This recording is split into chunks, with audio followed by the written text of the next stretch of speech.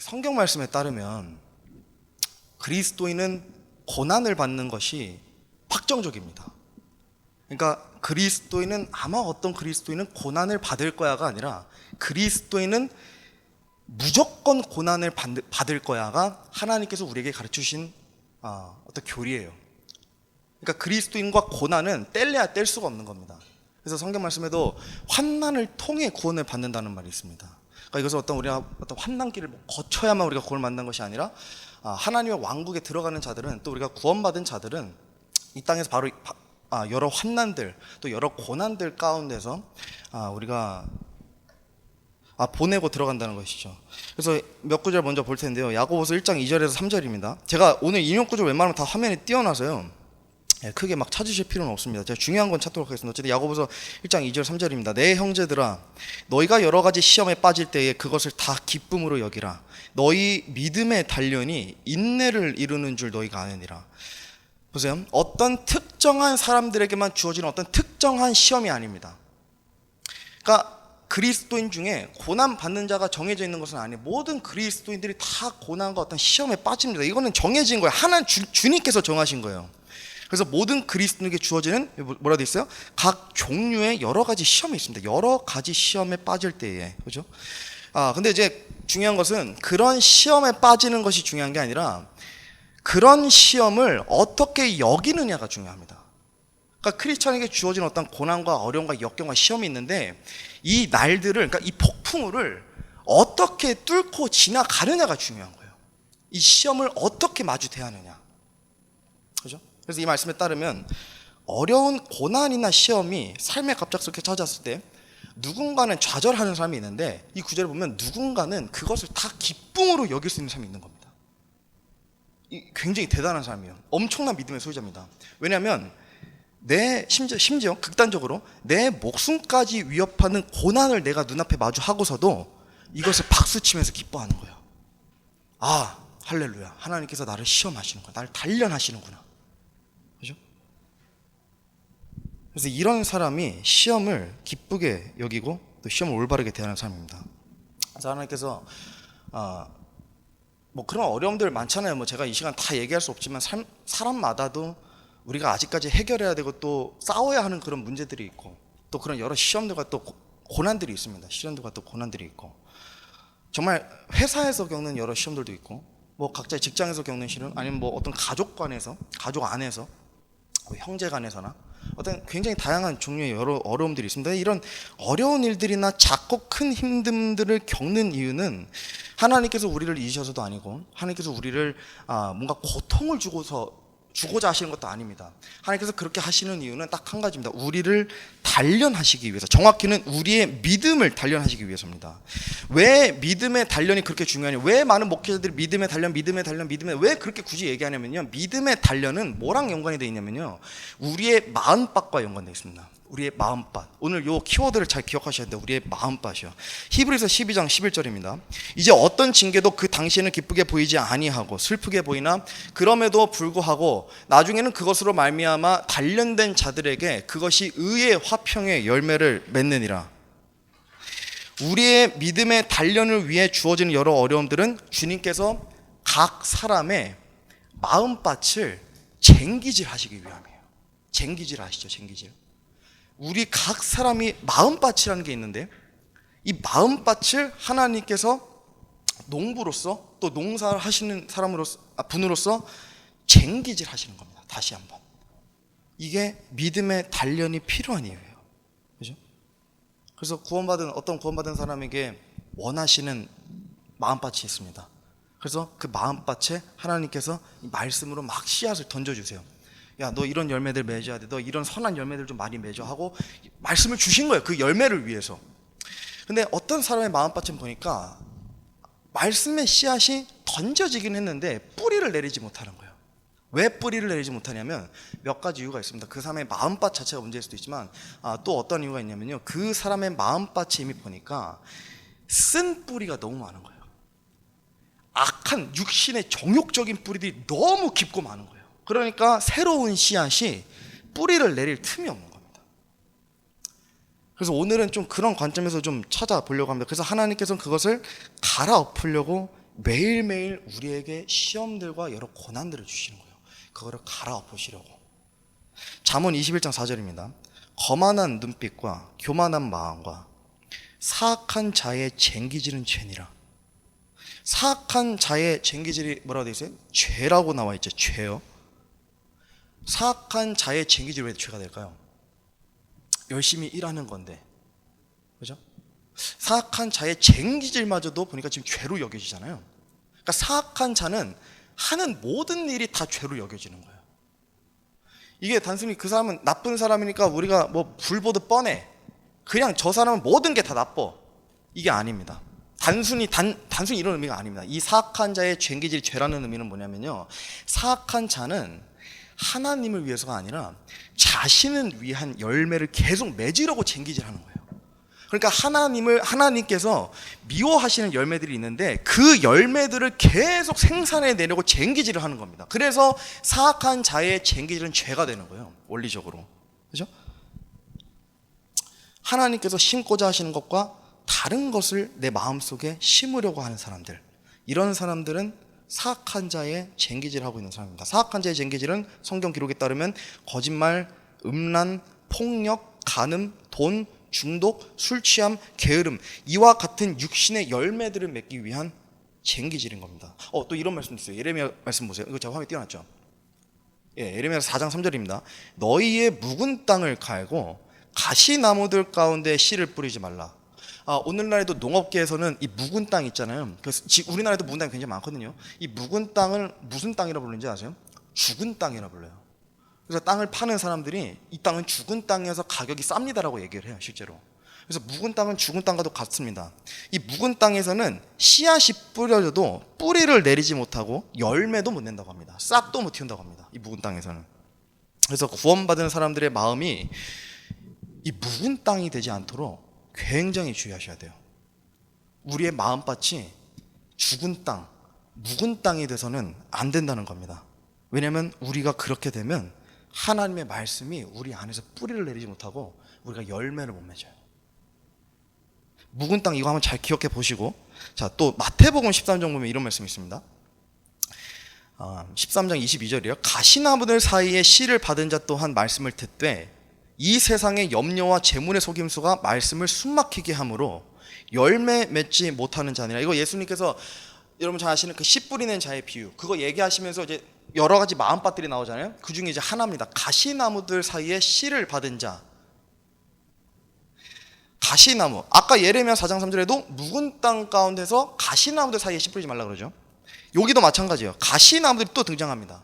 가시나무는 무조건 부정적이에요. 성경에서 긍정적으로 등장하는 경우가 한 번도 없습니다. 가시나무는 성경에서 죄, 세속적인 유혹, 정욕, 불순종, 음란, 이런 것들을 상징하는 굉장히 부정적인 거예요. 굉장히 부정적인 거예요. 그렇죠? 그래서 어쨌든 이 구절은 마음밭의 종류 중 하나인 가시나무 마음밭을 얘기하는 거예요. 근데 중요한 건 뭐냐면 잘 보세요. 가시나무들 사이에 씨를 받은 자 또한 말씀을 듣긴 듣습니다. 그러니까 그런 마음밭을 가지고 있어도 말씀을 들을 줄도 알고 또 말씀을 읽을 줄도 압니다. 또 말씀에 대해서 뭐 얘기할 수도 있겠죠. 그죠? 이런 마음밭을 가지고 있다 하더라도, 근데 중요한 건 뭐예요? 마지막에 열매는 맺지 못합니다. 이런 크리스천 엄청 많습니다. 굉장히 많습니다. 마음밭은 하나님께서 보실 때 이미 묵은 땅, 죽은 땅인데, 또 가시나무들이 많은 땅인데 이 사람이 보니까 말씀도 읽고 또 말씀에 대해서 얘기하기도 하고 또 말씀을 듣기도 합니다. 그러니까 겉으로 볼 때는 굉장히 좋은 크리스천, 선한 크리스천, 열심히 있는 크리스천으로 보이지만 중요한 건 뭐예요? 이 사람이 열매를 맺지 못해요. 열매를 맺지 못해요. 그래서 주님께서 얘기하시잖아요. 그들의 열매로 그들을 알리라. 열매가 정말 중요한 거예요. 열매가. 여러분, 이 가시나무 있잖아요. 이 가시나무와 아까 예레미야서에 나온 그 묵은 땅이 어떤 연관이 있는지 아세요? 이게 실제로 이게 다 지금 쓰여진 게 구약시대 또 그 광야의 배경이잖아요. 실제로 유대인들이 이 중동에 거하는 그 메소포타미아 지역부터. 이게 실제로 저기 PPT 슬라이드 화면 다음 거 띄워주실래요? 이게 가시나무인데 이게 보이시죠? 아무것도 없어요, 주위에. 저게 광야의 묵은 땅이에요. 광야의 땅들, 죽은 땅들에 뭐만 자라냐면 가시나무만 자라요. 그러니까 가시나무를 제외하고서는 죽은 땅, 묵은 땅에서는 어떤 것도 자라날 수가 없습니다. 어떤 것도 자라날 수가 없어요. 굉장히 척박하죠. 가시나무밖에 없습니다. 근데 가시나무는 어떻다고요? 부정적이라고. 굉장히 부정적인 나무예요. 엄청 부정적인 나무. 아무런 유익도 없는, 하나님과는 어떠한 연관도 없는 거예요, 이 가시나무는. 그래서 우리 가운데에 누군가는, 뭐 저도 그럴 수 있고 누군가는 그럴 수 있습니다. 이 자리에 묵은 땅, 죽은 땅이고 거기에 가시나무들이 굉장히 많이 있을 수도 있습니다. 그래서 그런 것들을 오늘 조금 좀 뿌리들에 대해서 살펴보는 시간을 갖도록 하겠습니다. 자, 첫 번째로 우리가 게으름의 뿌리에 대해서 좀 보겠습니다. 제가 게으름에 대해서는 이게 너무 방대해서 내용이, 제가 조만간 좀 다시 한번 좀 집중적으로 다루고 싶어서 제가 이거는 좀 뭐 많은 시간을 할애하지 않겠습니다. 근데 어쨌든 게으름에 대해서 핵심적인 몇 가지는 우리가 좀 나눌 수 있습니다. 게으름의 뿌리. 제가 과거에 이런 말을 든 적이 있어요. 사람이 게을러서 어떠한 문제가 생기냐는 어떠한 말에 제가 이제 물어봤었어요, 실제 어떤 분한테. 근데 그분이 저한테 뭐라 하셨냐면, 그 목사님께서 사람이 게으르면 게으를수록 짓는 건 죄밖에 없습니다 라고 하셨어요. 게으름은 죄를 짓기 위한 수단인 거예요. 그러니까 사람이 게을러서 하나님을 기쁘시게 하거나 하나님을 영화롭게 하거나, 또는 하나님께서 나에게 원하시는 어떤 열매를 맺는 것 자체는 원리적으로 불가능합니다. 말이 안 돼요. 그러니까 게으른 것은, 뭐 게으름 자체가 죄라기보다 게으르면 무조건 죄를 짓는 거예요, 게으르면. 그래서 이 게으른 건 굉장히 위험한 겁니다. 우리가 그 성경의 교리들을 좀 이렇게 계속 공부하고 또 읽어 나가다 보면 좀 그런 결론에 좀 도달해요. 특히 이제 죄에 대한 교리를 우리가 계속 읽어 나가다 보면 하나님께서 죄를 뭐라고 정의하시는가. 그래서 창세기부터 요한계시까지 쭉 읽어 나가다 보면 죄라는 것은 보니까 하나님께서 미워하시는 것, 또는 하나님의 성품과 맞지 않는 것, 이런 결론에 좀 도달하게 되거든요. 하나님의 성품과 맞지 않는 것, 하나님께서 미워하시는 것, 그죠? 그래서 이 특히 죄라는 것의 어원적 의미도 뭐냐면요, 이 sin이 관역을 벗어나다라는 의미가 있어요. 그러니까 하나님께서 활을 쏴서 어떤 관역에 맞추고자 하시는데, 우리가 자유의지를 갖고 있다 보니까 그냥 그 관역을 벗어나 버리는 거예요. 이게 죄의 어원입니다. 관역을 벗어난다. 우리가 성경을 읽다 보면 또 이런 것도 발견하죠. 하나님께서는 항상 보면 정말 너무 부담스럽다시피 이런 말씀 되게 많아요. 항상 열심히, 부지런히, 신실하게 정신을 차리고 깨어있으라, 이런 말들이 너무 많잖아요. 너희는 항상 어떻게 해라, 너희는 뭐 항상 눈을 뜨고 졸지 말고 말씀을 어떻게 읽고 나를 어떻게 부르짖고. 그러니까 보면 쉴 틈이 없어요. 하나님께서 우리에게 요구하시는 거는. 그러니까 우리가, 하나님께서 정확히 알고 계신 거예요. 우리가 어떠한 쉼이 허락되면 이것이 자칫하면 게으름으로 연장돼 버리기 때문에 하나님께서 항상 우리에게 부지런히, 바쁘게, 또 열심히 살라고 하시고, 또 열심히 하나님을 찾으라고 영적으로 하신다는 그 원리를 세워두신 겁니다. 그래서 사람은 게으름이 아니라 영적으로 부지런할 때 열매를 맺게끔 질서를 세워주셨습니다. 그래서 이 게으름의 뿌리가 굉장히 위험해요. 사람이 영적으로 부지런하거나 아니면 게으르거나 무조건 둘 중 하나예요. 근데 아까 제가 말씀드렸잖아요. 영적으로 게으르면 짓는 건 죄밖에 없습니다. 그러니까 영적으로 게을러서 짓는 건 죄밖에 없다면 우리는 영적으로 부지런해야 돼요. 무조건 부지런해야 돼요. 하나님 찾을 때도 마찬가지예요. 그냥 우리가 하나님을 찾을 때도 내 하루 중에, 내 24시간 하루 중에 내가 잘 거 다 자고, 일할 거 다 하고, 놀 거 다 놀고, 내가 즐길 거 다 즐기고, 마지막에 시간이 조금 남으면 그때 가서 하나님께 조금 기도하고, 생각난 김에 성경책 한 구절이라도 보고. 요거는 부지런한 게 아닙니다. 그래서 많은 크리스천들이 이 오해를 가지고 있어요. 내가 그래도 남는 시간이라도 내가 하나님을 찾지 않느냐, 하나님께서 부지런하게 여기지 않을까. 아니에요. 절대 아니에요. 부지런함이라는 것은 뭐 너무 할 얘기가 많지만, 예수님께서는 자신의 잠을 포기하고도 산으로 올라가서 하나님께 기도했습니다. 예수님께서는 쉼을 포기하고서도 제자들에게 말씀을 전하셨고, 또 다윗도 보면 본인이 말씀을 읽고자 어디까지 했냐면 잠을 포기했다고 나와 있습니다. 시편에 보면 그렇게까지 고백했어요. 내가 잠을 자지 않겠다고. 그러니까 하나님의 말씀을 읽는 것도, 하나님을 찾는 거, 하나님을 기도하는 것은 남는 시간이 아니라 우리가 그러니까 잠자는 와중이나, 잠자는 시간 제외하겠죠. 어쨌든 아침에 일어나서부터 저녁에 잠드는 그 순간 모든 시간 동안 그 가운데서 내가 시간을 굳이 내어서 하나님의 말씀을 읽고 하나님께 기도하는 이 패턴이 있어야 된다는 거예요, 우리 삶에. 이게 부지런함이에요. 내가 어떻게든 하나님의 말씀을 내가 읽겠다. 내가 오늘은 내가 무조건 시간을 떼서 하니까 기도를 하겠습니다. 이 의지가 부지런함이라는 겁니다. 그죠? 자, 잠언 10장 4절입니다. 손을 느리게 놀리는 자는 가난하게 되나 부지런한 자의 손은 부하게 만드느니라. 부지런한 사람은 열매를 많이 냈기 때문에 영적으로 부할 수밖에 없습니다. 이건 하나님께서 좀 멋지게 해요. 뿌린 대로 거둔다는 하나님께서 이 땅에 처음 창세 때부터 세우신 법칙이에요. 뿌리는 대로 거둔다. 뿌리지 않으면 거두지 못합니다. 많은 열매, 우리 삶에서 많은 변화를 바라잖아요. 뿌리고 또 그것을 열심히 수확하셔야 돼요, 우리 삶에서. 열매로서. 그죠? 그런 사람들은 이렇게 부하게 될 수 있다는 겁니다. 또 게으른 사람의 특징 중에 하나가 있습니다. 바로 변명이에요. 잠언 26장 13절입니다. 게으른 자는 말하기를 길에 사자가 있다, 거리에 사자가 있다 하느니라. 물론 실제로 그 광야의 사자들이라 해서 진짜 이때 광야에도 사자들이 있었어요. 막 거리에 돌아다니기도 했었죠. 그러니까 진짜 이런 말 했겠죠. 근데 여기서 나오는 이 핵심적인 내용은 뭐냐면, 게으른 사람들은 보니까 이것을 명분 삼아서 해야 할 일들을 하지 않는다는 거예요. 하나의 말씀을 읽고 싶은데 거리에 사자가 있어. 이거와 같다는 거예요. 그죠? 하나님 말씀 하나님께 기도하고 싶은데 난 일이 너무 바빠, 너무 피곤해, 너무 진짜 내 삶은 너무 고달퍼, 해야 될 게 너무 많아. 이런 변명들을 굉장히 많이 하고 있다는 겁니다. 크리스찬이 명백히 해야 할 일들이 있는데도 하지 않는다면 이것은 직무유기라는 죄에 해당한다는 거, 이거 잘 기억하셔야 됩니다. 또 잠언 20장 4절입니다. 게으른 자는 춥다고 밭을 갈지 아니하리니 그러므로 그가 수확할 때에 구걸할지라도 아무것도 얻지 못하리라. 그래서 오늘 본문 말씀과도 연관이 있습니다. 밭을 갈아야 돼요. 우리의 마음밭을 매일매일 갈아야 돼요. 하나님께서 뭐라고 했어요? 너희의 생각의 영을 매일 새롭게 하라고 하시잖아요.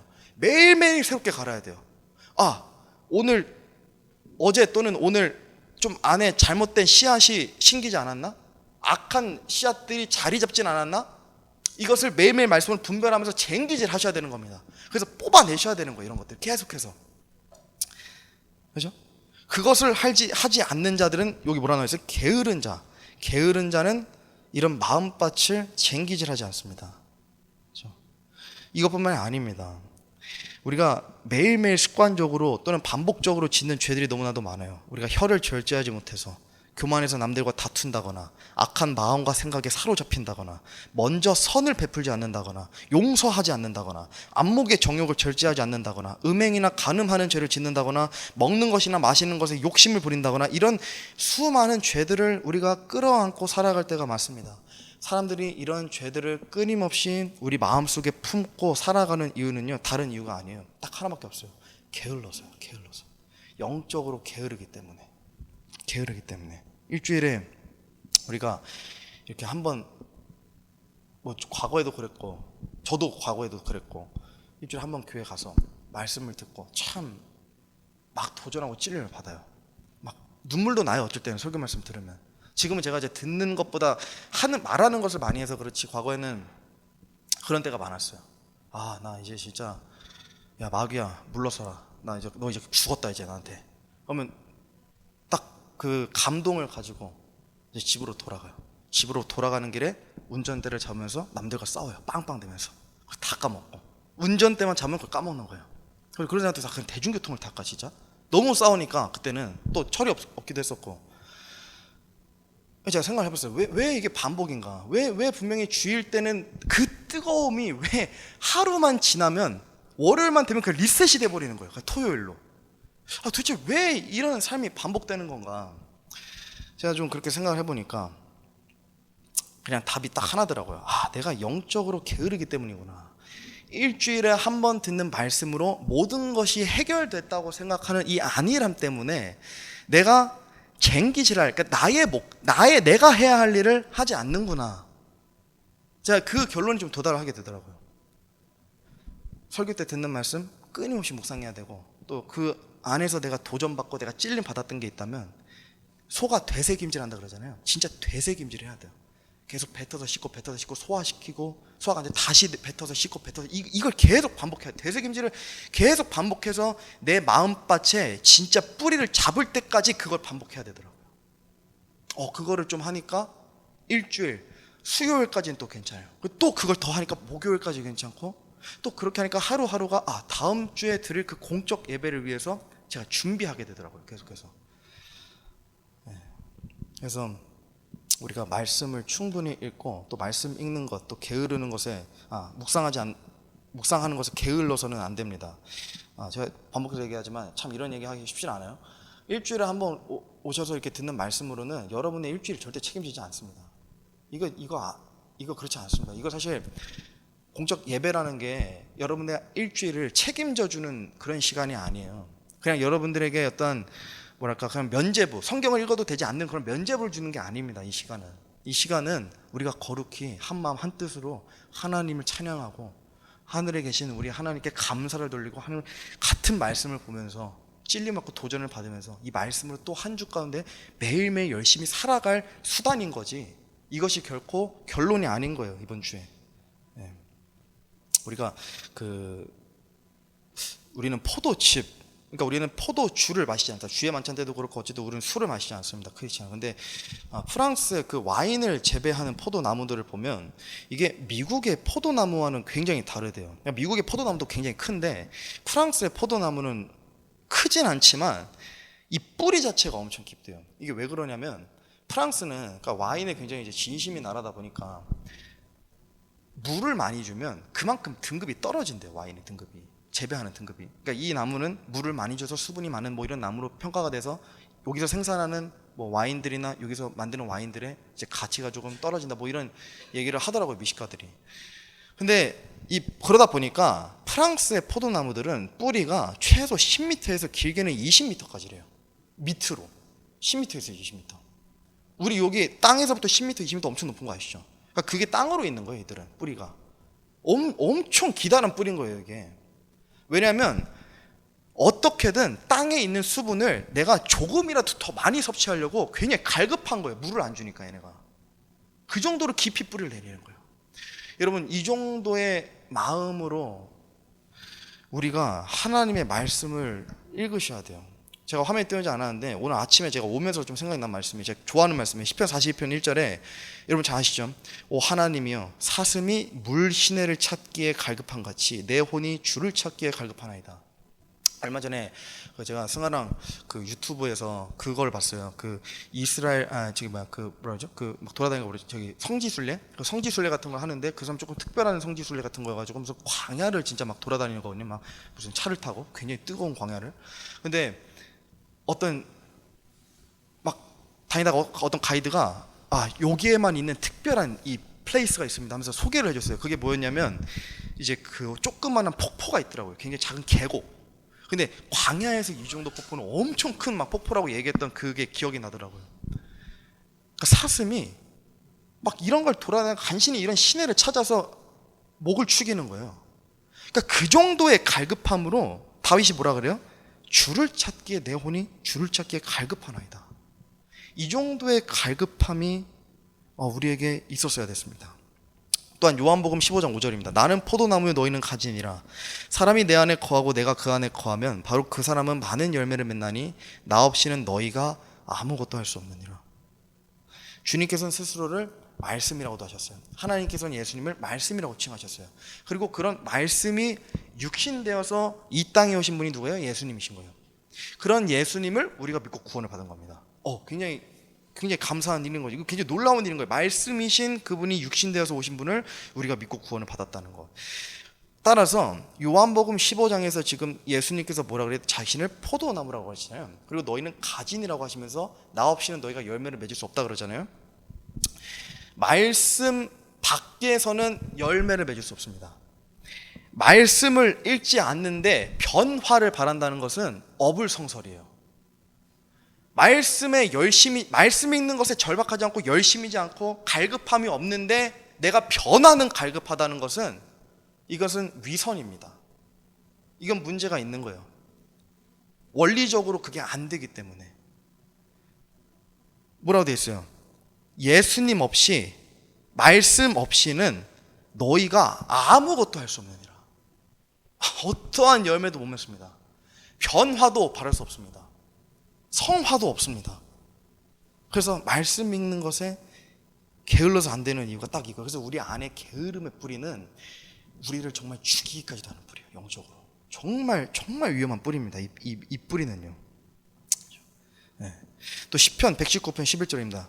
내가 주께 죄를 짓지 아니하려고 주의 말씀을 내 마음속에 숨겼나이다. 성경 말씀은 누구나 다 읽을 수 있어요. 모두가 다 읽을 수 있어요. 근데 성경 말씀을 마음속에 숨기는 것은 아무나 하는 게 아닙니다. 정말 극소수의 신실한 크리스천들이 하는 거예요. 하나님의 말씀을 마음속에 숨기는 것. 그죠? 이건 누가 하냐면요, 내가 죄를 짓지 않겠다고 작정한 사람들이 하는 거예요. 내 마음속에 하나님의 말씀을 숨기겠다. 네, 여러분 이런 자세가 있어야 됩니다. 말씀 읽는 것, 기도하는 것 뿐만 아니에요. 하나님을 생각하는 것에 되게 부지런하셔야 돼요. 다들 직장인이시잖아요. 물론 우리 학생도 있지만 우리가 하루 동안 일을 하다 보면 또는 학교에 있다 보면 우리가 열심히 공부하거나 열심히 일을 할 때 하나님을 생각할 때가 굉장히 적어요. 이건 우리가 의도적으로 내가 하나님 생각 안 할 거요가 아니라 그냥 그 일이, 그 직장이 나로 하여금 하나님을 잊게 만드는 거예요. 너무 바쁘게 살게 하니까. 그렇다면 조금 일을 열심히 하는 것은 별로 안 좋네요. 이거 아닙니다. 일 열심히 우리 저번에 잠언 우리 나눔 시간에도 살펴봤지만 일을 열심히 하는 것, 노동을 하는 것은 하나님께서 굉장히 중요하게 여기시는 가치예요. 실제로 인류에게 아담에게 처음에게 이 일하는 그 직무를 주신 것도 맞고 일을 부지런하는 것도 맞습니다. 근데 우리가 그렇다고 해서 하나님을 잊을 수 있다는 것도 아니에요. 그러니까 우리가 열심히 일을 해도 열심히 주를 찾을 수 있어요. 우리가 조금만 영적으로 부지런함을 떨면 열심히 일하는 가운데도 열심히 하나님을 생각할 수 있어요. 우리가 안 하려고 해서 그러지, 하나님을 계속해서 우리가 잊으려고 해서 그렇지, 우리가 하나님을 생각하는 거에서도 열심을 낼 수 있습니다. 왜냐하면 로마서 12장에 이런 말씀이 있어요. 이를 게을리하지 말고 영이 뜨거운 가운데 주를 섬기며. 이 구절 때문에 우리는 바빠서 주님을 찾지 못했어요 라는 말을 나중에 예수님 앞에서 할 수가 없습니다. 뭐라고 하셨어요? 이를 게을리하지 않는 가운데도 뜨거운 가운데 열심히 주님을 섬길 수 있대요. 아무리 바빠도요, 정말 아무리 바빠도 진짜 하루에 잠을 3-4시간밖에 못 잔다 하더라도 일 때문에 설사 그렇다 하더라도 뜨거운 가운데 주를 섬길 수 있습니다. 뜨거운 가운데 주를 섬길 수 있습니다. 자, 게으름돼서 여기까지 정리하고요. 나중에 기회가 될 때 다시 한번 나눠보겠습니다. 두 번째로 교만의 뿌리입니다. 이것도 길게 살펴보지 않겠습니다. 왜냐하면 교만에 대해서도 우리가 늘 아주 많이 제가 나눴기 때문에 살펴보지 않겠습니다. 다만 교만의 뿌리로 인해서 우리 마음밭에 심기는, 교만의 뿌리가 마음밭에 심기면서 대표적으로 생기는 그런 여러 열매들이 좀 있거든요. 그래서 그런 열매들 때문에 제가 교만의 뿌리를 좀 가져왔습니다. 제가 저번에도 얘기했지만 교만 자체가 어떠한 죄의 덕목 중 하나다기보다 교만 때문에 죄라는 열매들이 맺혀지는 거거든요. 그래서 교만은 굉장히 큰 불순종입니다. 그죠? 여러 죄들이 교만이라는 뿌리에서 나타나기 때문에, 그래서 이 교만의 뿌리를 뽑아내야지만 우리 삶에서 악한 열매들이 더 이상 맺혀지질 않아요. 우리가 성경 기록을 보면 어떤 사람이 교만했을 때, 또는 교만한 사람으로 하나님께서 어떤 사람을 치부하셨을 때 그 사람에게서 나타나는 대표적인 여러 모습들이 있습니다. 굉장히 여러 모습들이 있는데 그 중에 하나가 뭐냐면 거짓말, 탐욕, 또 음행입니다. 음행이요. 많은 보수주의 신학자들이 이제 오늘날 미디어 매체들을 비판하는 이유가 사실 여기에 있어요. 그들이 꼰대여서도 아니고, 그들이 막 보수적이라기보다 진짜 딱 분별을 해보니까 오늘날 음악들, 오늘날 미디어들, 영화들, 음악사, 이런 산업들이, 미디어 산업들이 다 음행을 추구해요. 다 음란을 추구하고 간음을 추구하는 문화들이에요, 실제로. 그러니까 이런 세속적인 것들에 내 귀를 계속 적시고 내 눈을 계속 적시면 당연히 음행, 간음, 음란한 일들은 아무것도 아닌 게 돼요. 굉장히 무뎌지는 거예요, 감각이, 이런 것들에. 요즘 어린아이들 보세요. 음란과 간음하는 게, 제가 오늘 데이터를 안 가져왔는데 이 수치가 점점점 떨어지고 있어요. 이들이 이 노출되는 수위가. 그러니까 더 일찍 나이서부터 접하게 되는 거예요, 이런 것들을. 조사해 보니까 요즘이라고 얘기하죠. 어쨌든 요즘이죠. 비교적 이제 최근에 있는 그 아이들을 갤럽에서 또 다른 여러 여론 조사 기관에서 조사해 보니까 제일 처음 성관계를 맺은 나이를 물어봐요. 근데 조사를 해 보니까 초등학생도 있었어요. 중학생도 있었어요.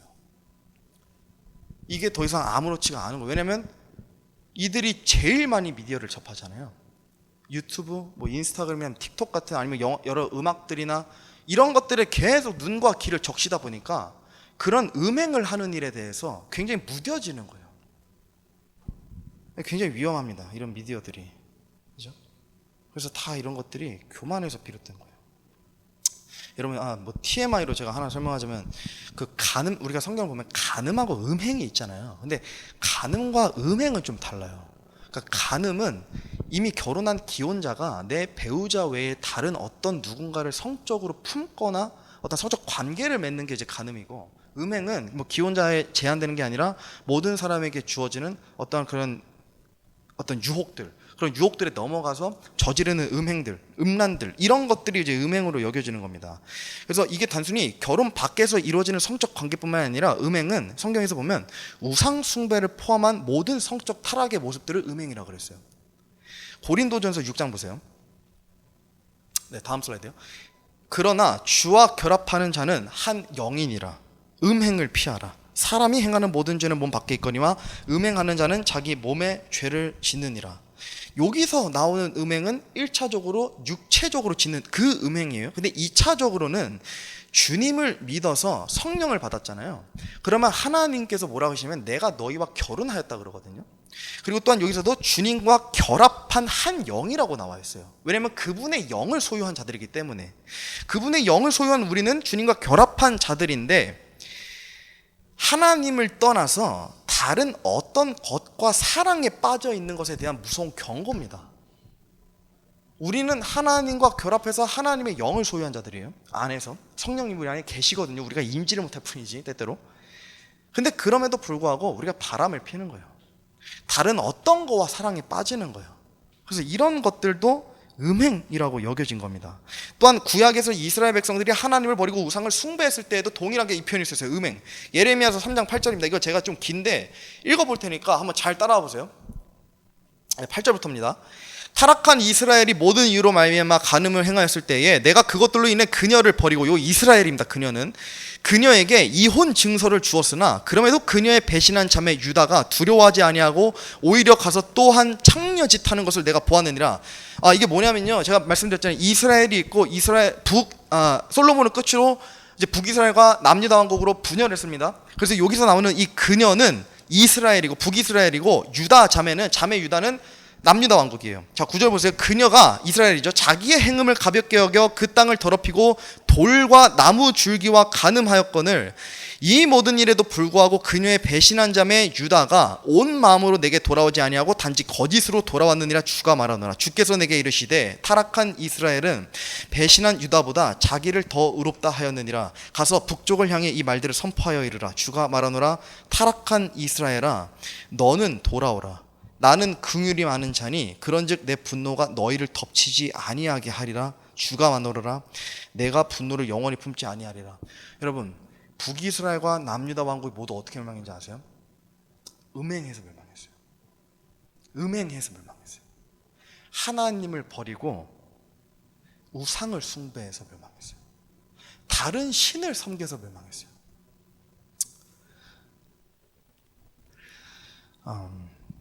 주님께서 심지어 여러 왕들에 걸쳐서, 우리 다 아시잖아요, 책망도 하시고 대언자들도 보내셔서 막 그들도 꾸짖으시고 말씀으로, 심지어 또 벌도 내리셨잖아요. 심지어 막 히스기야 때는 심지어 아시리아 제국이 수도까지 쳐들어왔었어요. 그래서 막 히스기야가 막 기둥에 있는 금과 은을 다 막 긁어다가 같이 바칠 정도 비참하게, 그 정도로 하나님께서는 이들을 강하게 단련하셨어요. 우리 아까 살펴봤잖아요. 고난들. 그러니까 그런 고난들이 있었어요. 실제 많은 왕들에게 있어서, 북이스라엘과 남유다 각각의 왕권 시대에서. 근데 이들은 그렇게 믿음의 시험들이 계속 주어졌는데도 계속 음행을 했어요. 하나님을 버리고 계속 다른 신을 섬겼어요. 계속해서. 그래서 마침내 어떻게 됐어요? 둘 다 멸망했어요. 바빌론 포로기로 끌려가서 70년 동안 노예 생활을 했습니다. 여자들은 성적으로 엄청 학대를 당하고 남자들은 그냥 매일같이 죽어나갔대요. 바빌론 포로기 읽어보면. 유대 역사상 가장 참혹했던, 정말 가장 참혹했던 시즌이에요. 홀로코스트, 히틀러 때보다도 더 참혹한 학살이었어요. 바빌론 포로기는. 그게 하나님을 버린 대가예요. 하나님께서 계속 참아줄 줄 알았나 봐요, 유대인들은. 그러니까 보니까 막상 아시리아 제국이 우리 멸망시키지도 않네, 수도까지 쳐도 그냥 끝나네. 하나님께서 나를 계속해서 봐주시는구나. 그러니까 끝까지, 절벽까지를 나를 몰아세우시지는 않는구나. 그러니까 또 다시, 그럼 또 다시 돌아가자. 또 다시 말씀 읽고 회개하고 눈물 흘려도 다시 또 그 죄로 돌아가는 거예요. 계속해서 음행하는 일로.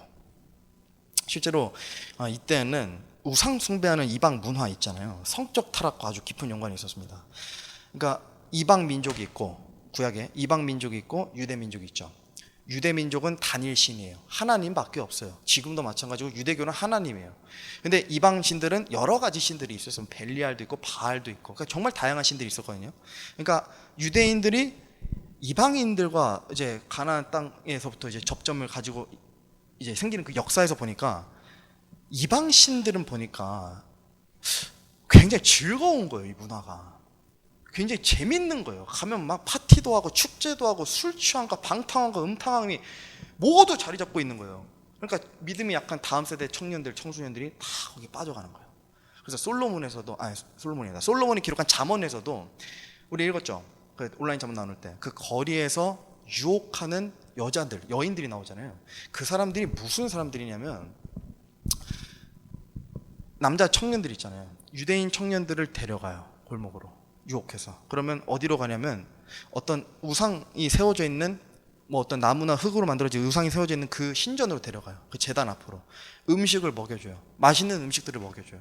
그리고 거기서 끝나는 게 아니라 술 취함도 있고 방탕함도 있는데, 거기서는 이 여성이 남자들에게 성적으로 이들과 관계를 맺는 일이 즐비했어요. 이때. 그러니까 진짜 말 그대로 음행이에요. 음행. 그러니까 이 유대인들은 하나님보다 더 진짜 신 같은 분이 있네 하고 진짜 그 신에 대한 믿음이 있다기보다 그 문화 자체를 사랑한 거예요. 하나님보다 더 즐거운 게 있고 더 쾌락적인 게 있고 나를 더 자극하는 그런 즐거운 것들이 많이 있네. 그렇게 이스라엘이 계속해서 음행을 빠져가는 거예요. 그 우상 숭배로서. 그래서 우상 숭배하는 일을 음행한다고 얘기하는 게 완전 틀린 말이 아니라는 겁니다. 하나님께서. 그래서 이런 것들을 우리가 굉장히 주의하셔야 돼요. 우리를 즐겁게 하는 것, 우리를 쾌락으로 빠지게 하는 것, 그죠? 뭐 그게 뭐 영화일 수도 있고, 그러니까 뭔가 중독되는 거 있잖아요. 뭐 심지어 술이 될 수도 있고, 뭐 누군가에게 담배가 될 수도 있고, 어떤 사람들에게는 뭐 심지어 뭐 게임이 될 수도 있고, 오락이 될 수도 있고, 그럼 뭐 굉장히 유흥거리들. 그러니까 그런 것들에 눈과 귀가 적셔지는 것을 굉장히 경계해야 됩니다. 아니면 우리도 음행하는 자로 하나님 앞에서 여기질 수 있습니다. 이거 굉장히 특히 경계하셔야 됩니다. 특히 음행과 간음은 교만과 매우 밀접하게 연관되어 있는데, 갈라디아서 5장 19절 20절 보면 이런 말씀이 있어요.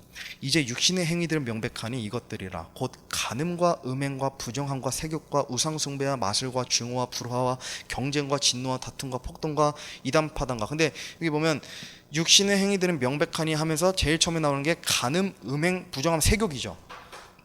그리고 바로 나오는 게 우상숭배예요. 연관이 있기 때문에 연관이 있는 순으로 지금 나열된 겁니다. 그죠? 이 모든 것이 근데 어디서 나온다고요? 교만의 뿌리에서 나온다는 거예요. 교만의 뿌리. 교만의 뿌리는 막 가슴을 들고 막 되게 거만한 자세로 다니거나 거만한 눈빛으로 다니는 사람만이 아닙니다. 우리 저번에도 살펴봤죠. 교만한 사람은 하나님의 뜻에 순종하지 않는 사람들. 그러니까 하나님의 말씀을 아는데도 하나님의 말씀을 무시하고 그것을 따르지 않는 사람들이 전부 교만한 사람들입니다. 그래서 그런 사람들은 이런 열매들을 자연스럽게 맺어간다는 거죠. 또 구약에서 보면 율법상 이제 다른 남자와 여자가 결혼하지 않았는데 침소를 더럽히는 것을 음란한 일로 여겨졌어요. 율법상. 근데 거기에는 어떤 것도 있었냐면, 예를 들어 이스라엘 남자나 이스라엘 여인이 이방 남자나 이방 여인과 한 침소에 누웠을 때도 음행과 간음하는 일로 여기서 죽었어요. 돌에 맞아 죽었어요.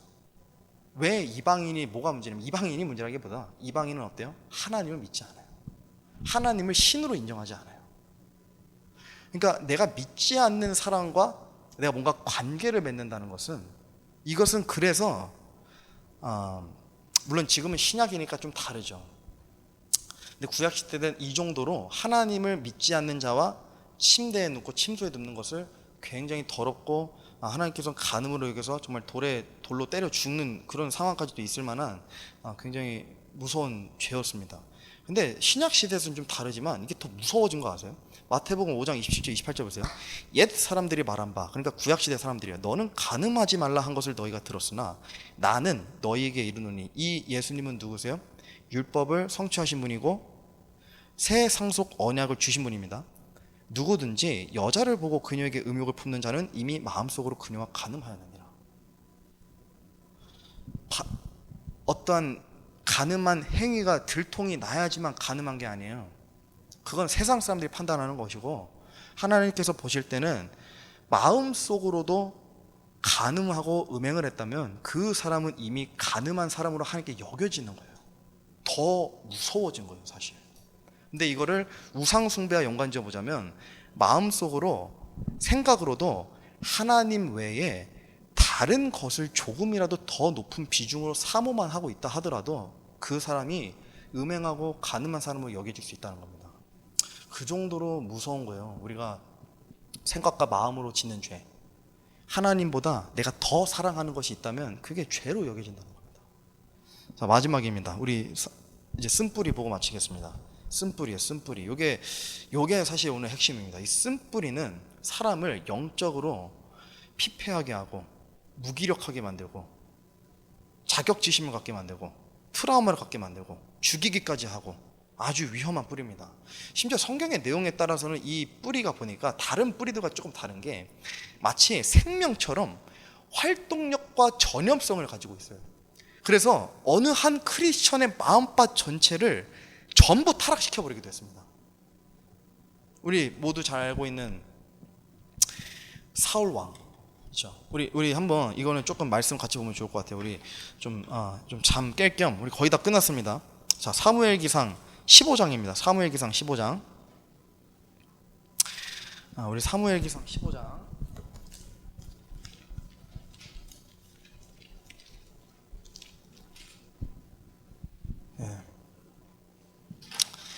여기 조금만 보겠습니다. 사무엘기상 15장. 먼저 9절. 9절부터 보겠습니다. 9절.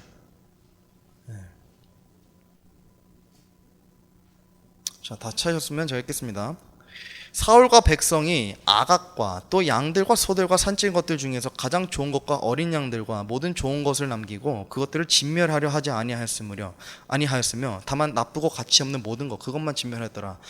요거 조금 배경을 제가 조금 설명하자면, 하나님께서 사울 왕에게 한 가지 명령을 내리셨어요. 그게 무슨 명령이었냐면, 너는 가서 이스라엘의 원수인 아말렉 족속을 진멸하라 그러셨어요. 근데 어느 정도로 진멸하라 그러셨냐면, 사울아, 작은 씨앗 하나도 남기지 마. 전부 없애버려, 전부. 아니면 이스라엘이 후회한다. 거의 이 정도 수준으로 다 진멸하라고 얘기하셨어요. 좋은 것이든 나쁜 것이든 다 진멸하라고. 근데 지금 구절에선 보니까 뭐라 그래요? 사울이 하나님을 시험하고 있어요. 왜 시험하고 있냐면 두 가지 이유에서입니다. 우리 조금 내려가서 조금 옆으로 보면 20절 있죠. 20절. 자, 20절 보세요. 제가 왜 이게 사울이 지금 하나님을 시험하고 있다는 건지 제가 보겠습니다. 20절 보세요. 사울이 사무에게 이르되 참으로 나는 주의 음성에 순종하여 주께서 나를 보내신 길로 가서 아말렉 왕 아각을 끌어왔고 아말렉 족속을 진멸하였으나 백성이 길갈에서 주 당신의 하나님께 희생물을 드리려고 노량물 중에서 양들과 소들과 또 진멸시켰어야만 하는 것들 중에서 가장 좋은 것을 취하였나이다 하므로 이거는 지금 거짓말이죠. 사울 왕이 지금 사무엘한테 거짓말을 하고 있어요. 그러니까 보고를 해야 돼. 그러니까 전쟁 보고를 지금 사무엘한테 하고 있는 건데 거짓말을 했습니다. 왜냐하면 아까 9절에서 뭐라 그랬어요? 사울과 백성이라고 나와요. 그러니까 사울 왕과 백성이 함께 동참해서 아말렉 족속 중에서 좋은 것들은 따로 빼놓은 거예요. 근데 지금 여기 20절에서 지금 사무엘에게 보고할 때는 뭐라고 하냐면 백성이 길갈에서 그랬다. 나는 아각을 끌어왔고 죽었다. 그러니까 이것은 지금 거짓말이에요, 사울 왕이. 그죠? 그러니까 기름 부은 왕이자 하나님께서 거룩하게 선택하고 여기신 이스라엘의 백성의 가장 처음 왕인데도 불구하고 지금 어떤 이유에서인지 모르겠는데 하나님을 시험하고 하나님께 거짓말을 했습니다. 분명히 본인도 동참했으면서 아니다, 내 백성이 길갈에서 그랬다. 나는 명대로 아말렉 왕도 잘 잡아왔다. 그죠? 자, 이어서 24절도 보세요. 사울이 사무엘에게 이르되 내가 죄를 지었나이다. 내가 백성을 두려워하고 그들의 음성에 순종하였으므로 주의 명령과 당신의 말씀들을 범법하였나이다. 그러므로 이제 원하건대 내 죄를 용서하시고 나와 함께 다시 돌아가서 내가 주께 경배하게 하소서 하매. 그러니까 지금 사울 왕이 어때요? 막 자백하는 거예요. 잘못했습니다. 내가 진짜 큰 죄를 졌습니다. 그죠? 근데 26절 보세요. 사무엘이 사울에게 이르되 내가 왕과 함께 돌아가지 아니하리니 왕이 주의 말씀을 버렸으므로 주께서 왕을 버려 이스라엘을 다스릴 왕이 되지 못하게 하였나이다 하니라. 이게 좀 이상해요. 왜냐하면 분명히 사울은 지금 회개했습니다. 이거 회개했잖아요. 잘못했다고 막 빌잖아요 지금. 그러니까 막 자기랑 제발 다시 돌아가자, 왕께 경배하게 도와달라. 근데 사무엘은 지금 엄청 화가 났나 봐요. 난 너랑 돌아가지 않겠다. 난 사울왕 당신과 돌아가지 않겠습니다. 왜냐하면 그 이유도 나와요. 왕이 주의 말씀을 버렸으므로. 여러분, 이 전개가 지금 우리가 아는 그런 스토리의 전개가 아니에요. 그러니까 사울왕이 옛날 옛적에 잘못을 했는데 사무엘이 혼내니까 용서를 구했다. 그래서 그가 다시 행복해져서 열심히 살았다. 뭐 이런 해피엔딩이 아니에요 지금. 사울이 사무엘한테, 하나님한테 회개를 했는데도 불구하고 사무엘은 사울과 동행하지 않았습니다. 이게 왜 그러냐면요, 지금 이게 대표적으로 유명한 그 신학자들 사이에서 나오는 사울의 거짓 회개입니다. 이게 사울의 거짓 회개가 이 15장이에요. 사울의 거짓 회개. 그러니까 사무엘은 그걸 아는 거예요. 이게 지금 나한테 말로는 지금 이렇게 하지만 이 사람 아직도 돌아오지 못했다. 왕이 주의 말씀을 버렸다. 끝났다. 이렇게 얘기한 거예요. 왕이 주의 말씀을 버렸다는 것은 무슨 말이냐면 하나님을 마음속에서 지웠다는 얘기입니다. 그거 잘 기억하셔야 돼요. 왕이 주의 말씀을 버렸다. 여러분, 이런 크리스천이 돼서는 안 돼요. 우리가 하나님한테 막 잘못했습니다. 오늘도 내가 죄를 지어서 끔찍하다. 죄책감에 시달리고 막 그래서 회개도 하고, 또는 막 다른 사람들한테 내가 이런 죄를 지어서 나는 정말 못된 나쁜 사람이에요. 막 그렇게 얘기를 많이 하는데도, 얘기를 하면서도 막상 그 죄를 끊어내지 못하고 계속 유지하거나 유보하고 있다면 우리도 사울 왕처럼 하나님의 말씀을 버린 것과도 같이 여겨질 수 있다는 겁니다. 하나님의 말씀을 버린 것과도 여겨질 수 있다는 거예요. 아니에요. 하나님의 말씀을 버리지 않으세요. 다만 나에겐 조금 시간이 필요해요. 나에겐 이 죄를 끊어낼 조금 시간이 필요해. 내가 그러니까 조금만 더 유지하고 유보하다가 나중에 결단하겠습니다 라고 고백하는 것도 하나님께서 받지 않으십니다. 이게 얼마나 가증한 거예요 사실. 하나님 궁이 많으시죠? 그러니까 내가 조금 이렇게 하는 거 이해해 주세요. 나 설마 죽이실 거예요? 그러니까 이런 자세와도 같다는 거예요. 지금 상황이 정확히 그걸 하고 있는 거거든요. 말로는 잘못했다 하지만 아직도 마음속에서 그 죄를 떨쳐내지 못한 거예요. 마음속에서. 이런 어떤 기도의 사람인 어떤 신학자가 이런 말을 했어요. 우리가 고백하는 1000마디의 잘못했습니다라는 말이나 생각은 하나의 행동이 없다면 아무런 의미가 없다. 1000마디를 하나님께 잘못했다고 얘기해도요, 한 번의 행동도 뒤따르지 않는다면 그것은 아무런 의미가 없다는 거예요. 야고보서 보세요. 이런 말씀이 있잖아요. 참으로 어떤 사람은 이르되 너는 믿음이 있고 나는 행위가 있으니 너의 행위가 없는 믿음을 내게 보이라. 나는 내 행위로 믿음을 내게 보이리라 하니라. 이거 비꼬는 말입니다. 그러니까 반어법이에요. 너가 행위가 없는 너의 믿음을 나한테 보여줘. 나는 행위가 있는데 믿음을 너한테 보여줄게. 근데 그 사람은 행위가 없는데 믿음을 보여줄 수 있어요? 없어요? 없어요. 너 못 보여주잖아. 이걸 지금 비꼬아서 한 말이에요, 야고보가. 믿음의 입증이라는 게 있습니다. 우리의 믿음이 입증이 되고 또 열매로 나타나는 것은 행위와 연관이 있어요. 자, 보세요. 구원을 받는다는 것은 믿음으로 받는 게 맞죠. 그러니까 행위가 필요 없어요. 뭐 다른 교회에서 가르치는 것처럼 11조를 100억을 하든 1000억을 하든 1조를 하든 재산을 다 갖다 바쳐도 구원받는 거 아닙니다. 아무리 뭐 열심히 뭐 우리가 봉사하고 섬겨도 구원받는 거 아닙니다. 구원이라는 것은 예수님이란 분이 이 땅에 오셔서 십자가에서 피를 흘리시고, 근데 그 누구 때문에? 우리 때문에. 자신이 만든 창조물들이 너무 사랑하셔서 이 사람들이 지옥에 가지 않고 내가 있는 곳, 하나님의 그 영광이 있는 곳, 그 영광에 이르게끔 하시기 위해서 십자가에서 죽으시고 피 흘리시고 죽으시고 묻히시고 부활하셨다는 거, 요거를 그대로 끌어안고 정말 예수님 나를 위해서, 그래서 믿고 내가 입으로 시인하는 거야. 내 과거의 죄, 현재의 죄, 앞으로 지을 미래의 죄까지 예수님을 믿는 그 믿음 하나로 전부 덮인다. 그럼 앞으로 지을 죄도 내가 죄를 짓는다고 해서 구원이 취소돼요? 안 돼요? 안 돼요. 안 돼요. 한 번 믿으면 영원한 거예요. 영원한 거예요. 내가 죄를 짓는다고 해서 구원이 취소되는 게 아닙니다. 근데 야고보서는 많은 사람들이 그래서 헷갈려 해요. 아니, 근데 야고보에서는 행위가 없다면 믿음이 죽었다던데. 여기서도 지금 보니까 그 믿음은 행위가 있어야 된다는데. 그죠? 믿음의 행위가 있어야 되는 게 맞아요. 구원의 행위가 있어야 되는 게 아닙니다. 우리의 믿음에는 행위가 있어야 되는 게 맞아요. 야고보서는 행위 구원론 책이 아니라 구원받은 사람이 마땅히 내보내야 할 열매들과 마땅히 내보내야 할 그런 행위들이 있어야 된다는 것을 가르쳐주는 책이에요. 그러니까 성화와 관련된 책이에요. 성화와. 그죠? 그래서 이 말씀에도 따라서 사람이 1000마디 말을 해도 결단할 것을 여전히 결단하지 못하고 끌어낼 것을 여전히 끌어내지 못하고 있다면 그것은 거짓 회개이고 여전히 주님의 말씀을 마음에 두는 사람이 아니라는 겁니다.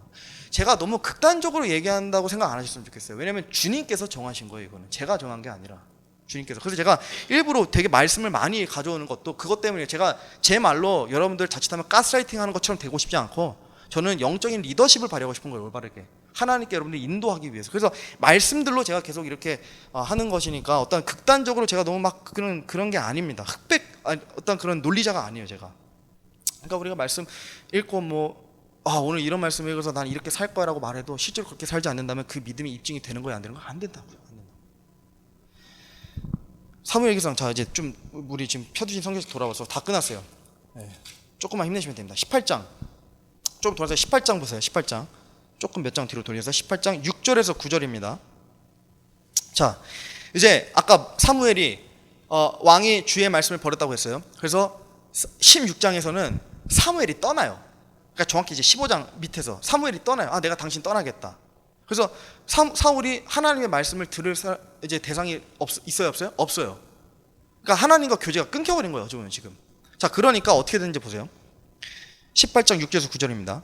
그들이 돌아올 때, 그러니까 전쟁을 치르고 왔어요. 그들이 돌아올 때 다윗이 그 블레셋 사람을 사륙하고 돌아올 때에 여인들이 이스라엘 모든 도시에서 나와 노래하고 춤추며 작은 봇과 악기를 가지고 기뻐하며 사울 왕을 맞이하였는데 여인들이 놀며 서로 화답하며 이르되 사울은 수천 명을 죽였고 다윗은 수만 명을 죽였도다 하므로 사울이 심히 노하고 그 말을 기쁘게 여기지 아니하여 이르되 그들이 다윗에게는 수만 명을 돌리고 내게는 수천 명만 돌리니 왕국 외에 그가 더 얻을 수 있는 것이 무엇이겠느냐 하고는, 자 9절 집중해 보세요.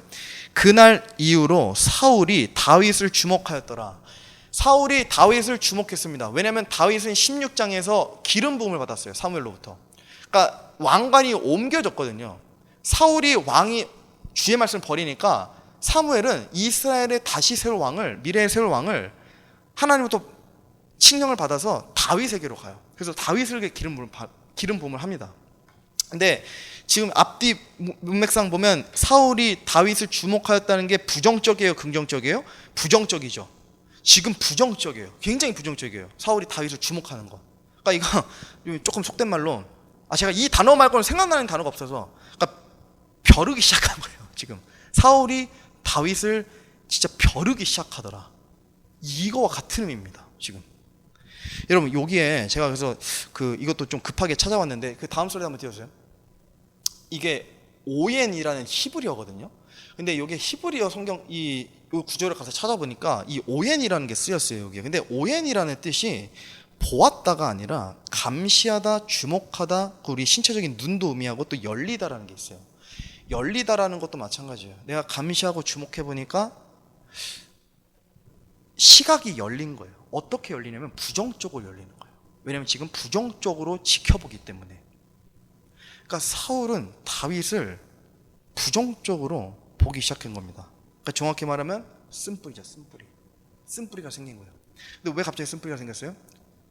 사울이 주의 말씀을 마음속에서 버렸어요. 주의 말씀을 버리기 시작하니까 분별력이 사라져요.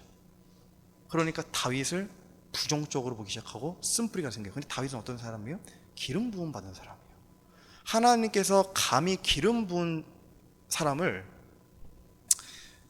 어쨌든 그 사람에게 지금 쓴뿌리가 생긴 겁니다. 그죠? 여러분, 우리의 시야에서 이 사울 왕을 보면서 딱 느낄 수 있는 게 있어요. 뭐냐면 우리의 시야에서 주님의 말씀을 치우잖아요. 조금이라도 치우면 우리 안에 쓴뿌리가 잡혀요. 우리 안에 악한 마음이 막 사로잡혀요. 누구를 미워하고 누구를 용서하기 싫고 누구를 증오하고 멸시하는 마음들, 이런 온갖 쓴뿌리들이 하나님의 말씀을 치우니까 생기는 거예요. 하나님의 말씀을 치우지 않으면 안 생겨요. 그래서 이렇게 뿌리가 마음밭에 자리를 잡게 되면 죄에 대해서 둔감해지고 악한 행위를 하는 것에 과감해지고 익숙해져요. 하나님의 말씀을 눈에서 치우고 마음속에서 버리잖아요. 그럼 죄를 짓는 것, 처음에는 예를 들어 1부터 10이 있으면 1을 한번 해봐요. 생각보다 괜찮네. 2를 해요. 이것도 제법 나쁘지 않네. 갑자기 5를 해요. 그리고 6을 하고 10을 해서 그렇게 악한 사악한 자의 쟁기질을 하기 시작하는 겁니다. 자, 이제 끝입니다. 사무엘기상 이제 마지막 10절 보세요. 10절. 이게 결정적이에요. 자, 이제 그 쓴뿌리 때문에 어떻게 되는지 보세요. 그 다음 날 하나님으로부터 온 악한 영이 사울에게 임하매 그가 집의 한가운데서 대언을 하였으므로 다윗이 다른 때와 같이 손으로 하프를 탔는데 사울의 손에 창이 있었으므로 사울이 그 창을 던졌으니 이는 그가 말하기를 내가 창으로 다윗을 쳐서 벽에 박으리라 하였기 때문이더라. 이게 다윗이 그의 얼굴 앞에서 두 번 패였다. 그러니까 두 번을 사울이 죽이려고 했습니다. 다윗을, 하나님으로부터 선택받은 사람을 죽이려고 했습니다. 근데 이게 참 너무 못됐어요. 사울이 보면 이제 악한 영에 주로 이제 시달렸었거든요. 사울이. 그러니까 막 다윗이 와가지고 그 하프를 잘 탔잖아요. 다윗이. 그러니까 막 하프를 연주한 거예요. 사울한테. 그러면 이제 그 현악 소리에 이제 막 되게 치유가 되고 또 힐링이 됐던 건데 마음이 편안해지고. 근데 이날도 마찬가지로 다윗이 또 와가지고 막 긴급하게 하프를 켜고 막 사울 왕을 위해서 선의를 베푼 거잖아요. 호의를 베푸고. 근데 사울이 그것도 이제 싫은 거예요. 그것마저도 그냥 이제는 마음에 안 드는 거예요. 그냥. 그래서 창을 던져가지고 다윗을 두 번이나 죽이려고 했던 겁니다. 그래서 이거를 생각하셔야 돼요. 우리를 사로잡는 것, 우리가 주목하게 되는 것, 어떤 이유로 무엇 때문에 저와 여러분이 누군가를 또는 무언가를 주목하고 생각하는지 주의하셔야 됩니다. 그래서 지금 우리가 집중하고 있는 게 뭔지 한번 잘 생각해 보세요. 내가 집중하고 있는 죄가 있는지, 그게 아까 살펴본 게으름일 수도 있어요. 내가 어떠한 것을 주목하고 있는지 잘 생각해 보셔야 돼요. 잘 생각해 보셔야 돼요. 그죠? 그래서 결국 어떻게 정리할 수 있어요? 쓴뿌리는 어디서부터 생기나요?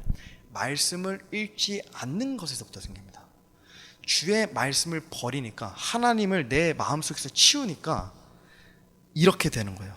쓴뿌리가 생겨나게 된 거예요. 그죠? 그리고 오늘 본문 말씀이 이제 화면이 띄어놨습니다. 히브리서 12장 15절이요. 부지런히 살펴 하나님의 은혜에 이르지 못하는 자가 없게 하고 쓴뿌리가 돋아나 너희를 괴롭게 하거나 그것으로 말미암아 많은 사람이 더럽게 되지 않도록 할지니. 그래서 히브리서 기자도 이걸 정확히 안 거예요. 쓴뿌리는 사람을 내면에서부터 갉아먹고 결국에는 그게 전염성이 있기 때문에 다른 사람들까지도 더럽게 만든다는 거예요. 그래서 제가 과거에 언제였죠? 그 청소년들 이제 사역할 때 한번 했던 것 같은데 그때 제가 막 진짜 호통을 쳤거든요. 왜냐면 청소년들은 또 이제 시기상으로 뭐 그 아이들 잘못이긴 하지만 이 아이들이 이제 특히 많은 죄를 짓는데 그 중에 하나가 뒷담화예요. 뒷담화. 그러니까 그렇게 막 이제 부정적인 얘기를 많이 해요. 근데 중요한 거는 저는 접점도 없는 어떤 사람을 얘네가 막 와서 부정적으로 얘기를 해요. 막 오늘 학교에서 막 이런 애가 있다. 그러면 저는 어떤 생각이 드냐면 이걸 뭐 한두 번 얘기하면 제 인지라도 하는데 얘기하니까 저는 그 사람 보지도 않는데 벌써 미워하고 있더라고요. 그 사람을. 아, 내가 만나면 진짜 교회 오면 진짜 가만 안 둬야지 막 이런 생각하고 있는 거예요. 그러니까 제가 그래서 그때도 결단했던 게 뭐냐면 부정적인 얘기는 제가 입 밖으로 내지 않고 또 부정적인 얘기를 많이 하는 사람들과도 거리를 좀 둬야겠다. 그래서 네거티브한 영을 가진 사람, 그러니까 부정적인 영을 가진 사람들하고는 이 좀 조심할 필요가 있습니다. 굉장히 좀 조심할 필요가, 그러니까 분별하는 것과 또 이 뭔가 좀 진짜 그런 악한 마음으로 뒷담화하는 것, 이런 것은 굉장히 위험합니다. 그래서 어쨌든 이런 전염성이 있다는 거예요. 어떤 사람의 쓴뿌리로 인해서 내뱉은 말들이 다른 사람들에게 쓴뿌리로 또 자리 잡혀요. 그래서 쓴뿌리는 이 진짜 생명력을 가지고 있는 것처럼 전염이 되는 거예요, 사람들한테. 굉장히 위험한 거죠. 그래서 순간적으로 우리가 어떤 쓴뿌리의 씨앗이 생길 때 이 씨앗이 마음밭에 심기지 않게 뿌리를 내리지 못하게 바로 쟁기질을 해야 되거든요. 이런 것들을 바로 말씀으로 내 마음을 생각을 새롭게 해야 되는데 그냥 그 감정에 충실해요. 되게 미워하는 마음에. 실제로 통계를 보니까 사람들이 쓴뿌리가 제일 많이 언제 생기냐, 저는 막 어떤 뉴스에서 살인하고 범죄는 이런 사람들한테 쓴뿌리가 생길 줄 그게 아니에요. 그러니까 정말 뭐 주유소 직원, 마트의 직원, 아니면 어떤 내 친한 뭐 동기나 친구, 정말 가까이서 접할 수 있는 그런 사람들에게 쓴뿌리가 그렇게 많이 생긴대요.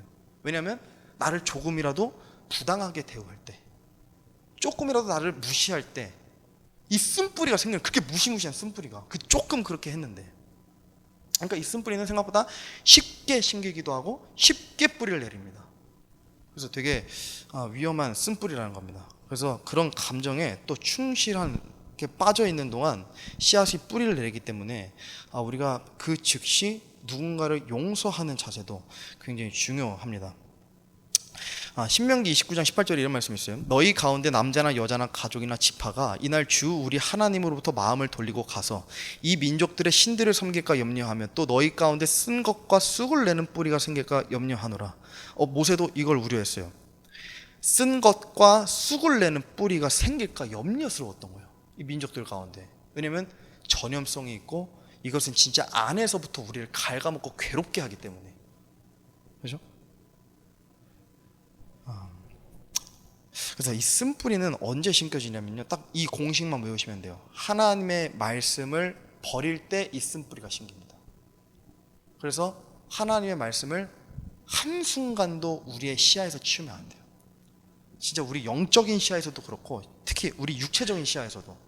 그러니까 진짜 제가 청소년 애들 가르칠 때도 그렇게 가르쳤거든요. 너네 볼일 볼 때 핸드폰 보지 말고 진짜 문 앞에 딱 앉으면 딱 변기에 앉았을 때 바로 볼 수 있게 말씀이라도 붙여놔라. 운전할 때는, 운전하는 사람들은 또 핸들에다 붙여놓고 집 문 밖에도 붙여놓고 문 안에도 붙여놓고, 그래서 말씀을 항상 우리 영적인 분야 육체적으로도 언제 어디서든 접할 수 있게 제가 막 그렇게 붙여놓으라 그랬었거든요. 실제로 말씀을 보는 것도 굉장히 중요합니다. 그것으로 인해서 믿음이 생기기 때문에. 또 주님의 말씀을 마음속에 둔 사람은 이렇게 쓴뿌리가 생기지 않기 때문이죠. 에베소 5장입니다. 이것은 그분께서 말씀을 통해 물로 씻음으로 교회를 거룩히 구별하고 정결하게 하려 하시며. 자 보세요, 교회를 거룩히 구별하고 정결하게 하시고자 하는데 지금 그 수단이 뭐래요? 말씀이에요. 말씀. 우리의 마음밭을 계속 정결하게 하고 쟁기질 하시는데 그 수단을 뭐라고 하시냐면 말씀으로 그렇게 하신다는 거예요. 말씀으로. 그러니까 말씀이 아니면 우리 삶의 변화를 기대할 수가 없습니다. 그러니까 많은 목회들이 그렇게 말씀 하는 이유가 다 이유가 있어요. 그게 말씀으로만 변화가 되기 때문에 아무리 우리가 막 변화하려고 막 수만 가지의 무슨 뭐 심리법이니 뭐 명상이니 요가니 이런 거 갖다 해도 안 돼요. 변화 없어요. 말씀만 우리를 변화시킬 수 있다는 겁니다. 그래서 지금 우리 삶 속에 하나님의 생각보다 우리 삶 속에 지금 적극적으로 임하시지 않고 막 그냥 방관하는 것처럼 보이시고, 또는 어쩔 땐 때때로 소극적으로만 그냥 내 삶에 임하신 부분적으로만 그렇게 느끼시는 이유는 뭐냐면 저와 여러분이 말씀을 충분히 읽지 않기 때문이에요. 왜냐면 하나님께서는 말씀을 통해 일하시기 때문에. 그러니까 구원받은 그리스도인이 말씀을 읽지 않는데 하나님께서 어떻게 일하세요? 말씀을 읽어야만 그만큼 하나님도 동일하게 일하신다는 거예요. 말씀으로만 일하시기 때문에. 자, 마지막 구절입니다. 에베소서 4장 31절이에요. 너희는 모든 쓴 것과 진노와 분노와 소리 지르는 것과 비방하는 것을 모든 악의와 버리고 서로 친절히 대하며 상냥한 마음을 품고 서로 용서하기를 하나님께서 그리스도로 인하여 너희를 용서하신 것 같이 하라. 자, 모든 쓴 것이 나오는데 뭐가 동시에 등장해요? 쓴 것이 나오면서 진노, 분노, 소리 지르는 것, 비방하는 것. 진노, 분노, 소리 지르고 비방하는 이 네 가지가 모두 쓴뿌리가 발현되는 모습이에요. 우리 안을 다 갉아먹잖아요. 그러니까 쓴뿌리가 있는 사람은 언제라도 건들면 이런 것들이 터져요. 언제라도. 그러니까 제가 예를 들어 어떤 사람에게 쓴뿌리가 있잖아요. 근데 이 사람이 나를 건들지 않았는데 다른 사람이 나를 건드려도 내 안에는 이미 쓴뿌리가 이 사람한테 자리 잡혀있기 때문에 진노와 분노와 소리 지르는 것, 비방하는 것이 그 사람에게 터져요. 그러니까 마치 자격지심이나 트라우마처럼. 그래서 쓴뿌리는 애초에 심기면 안 되는 거예요. 애초에. 네. 그래서 어떤 사람이 쓴뿌리를 가지고 있으면서 동시에 하나님을 섬기는 듯한 열심의 모양은 있을 수 있어요. 아까도 봤잖아요. 가시나무 밭에 씨앗을 심긴 자도 말씀을 듣긴 들어요. 그래서 모양은 있어요. 열심히 해요. 근데 그 사람은 마음속 안에 쓴뿌리가 너무나 많기 때문에 내면을 시험하시는 하나님께서 눈에 보실 때는 이 사람은 하나님의 말씀을 버린 사람으로 여기신다는 거예요. 이런 거 우리 오늘 잘 기억하셨으면 좋겠습니다. 자, 결론입니다. 좀 정리하고 여러 개 나눴는데 좀 단순히 정리하고 좀 마칠게요. 일단 쓴뿌리는 잘못된 토양에서 자라요. 그러니까 잘못된 토양을 바꾸려면 어떻게, 묵은 땅을 갈아엎으려면 쟁기질 해야 돼요. 근데 쟁기질을 어떻게 해야 돼요? 말씀으로 해야 돼요. 말씀으로. 로마서 12장입니다. 너희 생각을 새롭게 함으로 변화를 받아 하나님의 그 선하시고 받으실 만하며 완전한 뜻이 무엇인지 입증하도록 하라. 우리의 몫이에요. 우리가 하나님께 입증을 해야 되거든요. 근데 어떻게 해야 되냐면 말씀으로 우리가 생각의 영을 새롭게 해야 돼요. 마음밭을 새롭게 해야 돼요.